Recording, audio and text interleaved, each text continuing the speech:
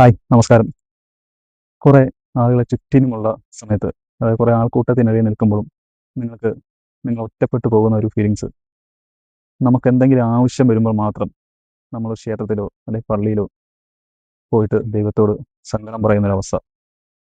പിന്നീട് സന്തോഷവും സാധാരണ ഒരു അവസ്ഥയിലേക്ക് ജീവിതം മാറിപ്പോകുമ്പോഴത്തേക്കും ആ ഒരു സന്തോഷത്തിൽ നമ്മൾ ആ ദൈവത്തിനെ മറക്കുന്നൊരവസ്ഥ.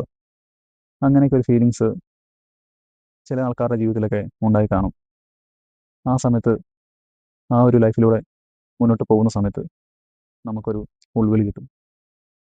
നമ്മൾ വീണ്ടും നമ്മൾ പോകുന്ന ഒരവസ്ഥയിൽ നിന്നും പിന്നീട് ഒരു മോശം അവസ്ഥയിലേക്ക് പോകും. നമ്മളെയൊക്കെ എന്തൊക്കെ പരീക്ഷണങ്ങൾ നടത്തി അതിലൂടെ വിജയിച്ച് കയറാൻ വേണ്ടി നമ്മൾ മാക്സിമം ദൈവമിട്ട് പരീക്ഷണം നൽകും. ചില ആൾക്കാർ അതിൻ്റെ ഒരു പകുതി ആകുമ്പോഴത്തേക്കും മറുത്തവർ ജീവിതത്തിട്ട് പോകും. ബാക്കിയുള്ള ആൾക്കാർ അത് അവരുടെ ജീവിതമാണെന്ന് കരുതി അവർക്ക് വേണ്ടി അത് അവരെത്തിപ്പിടിക്കും. ഇങ്ങനെയൊക്കെ പോകുന്ന കുറേ ജീവിതങ്ങൾ നമ്മൾക്കിടയിൽ കൂടെ ഉണ്ട്. നമ്മൾ കണ്ടിട്ടുമുണ്ട്, നമ്മളിപ്പോൾ കണ്ടുകൊണ്ടിരിക്കുന്ന ആൾക്കാരുമായിരിക്കും.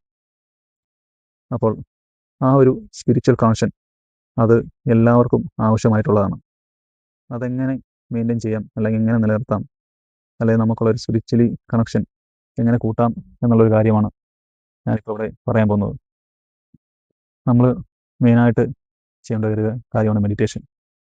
മെഡിറ്റേഷൻ ചെയ്യുമ്പം നമ്മുടെ ഇന്നർ പീസ് കാമാവും, നമുക്കൊരു ശാന്തത കിട്ടും. നമുക്ക് നമ്മുടെ ഡെയിലി ലൈഫിൽ നിന്ന് സ്ട്രെസ്സ് അനുഭവിക്കുന്ന ആൾക്കാരാണെങ്കിൽ അവർക്കൊരു നല്ല റിലീഫായിരിക്കും മെഡിറ്റേഷൻ എന്ന് പറയുന്നത്. അതിൻ്റെ അനന്തതയിൽ നമുക്ക് പല കാര്യങ്ങളും നമുക്ക് നേടിയെടുക്കാൻ വേണ്ടി സാധിക്കും. അതുപോലെ തന്നെയാണ് നമുക്ക് ചെയ്യാൻ പറ്റുന്ന മറ്റൊരു ടൂളാണ് നമുക്ക് കുറച്ച് നേരം ശാന്തമായിട്ട് ഇരിക്കുന്നത്. അത് കുറച്ചുകൂടി നമുക്കൊരു കോൺസെൻട്രേഷൻ നൽകുകയും നമ്മുടെ ജീവിതത്തിൽ നല്ല തീരുമാനം എടുക്കാൻ സാധിക്കുകയും കഴിയും. അതുപോലെ തന്നെ ഉള്ള വേറെ ഒരു ടൂളാണ് ഗ്രാറ്റിറ്റ്യൂഡ്. നമ്മുടെ സന്തോഷത്തിലും ദുഃഖത്തിലും ഏതവസ്ഥയിലും നമ്മൾ ഗ്രാറ്റിറ്റ്യൂഡ് പറയുന്ന ഒരു അവസ്ഥയിലേക്ക് വരണം. എന്തിനും ഏതിനും